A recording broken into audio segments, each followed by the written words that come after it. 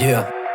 Desde abajo con la frente en alto para los que quieran aquí cometerla. El camino se ha hecho largo pero insistimos, vamos a la guerra. Mi Dios me tiene preparado para grandes cosas aquí en la tierra. El tiempo de Él es perfecto y la vida te premia con grandes promesas. Ya pasaron los días de perder el tiempo enfocado en lo mío y voy por mi proyecto. Son muchos años en esto, demuestro lo que yo tengo. La mierda me la he comido y ya no quiero ser como el resto. Un vacío grande me dejó mi papá con mucha coraza en mi corazón. Me tocó guerrearla, vi solo en la calle y eso nunca fue una satisfacción. Perdí mi rumbo, en él me confundía, pero ahora pienso con convicción, con muchas ganas de comerme el mundo y mi familia darle un futuro mejor. Ya pasé por tanta mierda, ya pagué cada pecado. Lo que tengo lo he sudado, lo que quiero lo he soñado.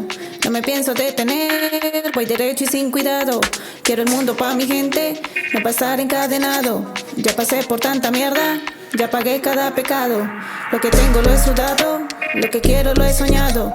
No me pienso detener, voy derecho y sin cuidado. Quiero el mundo pa' mi gente, no pasar encadenado. No pasar encadenado, no pasar encadenado.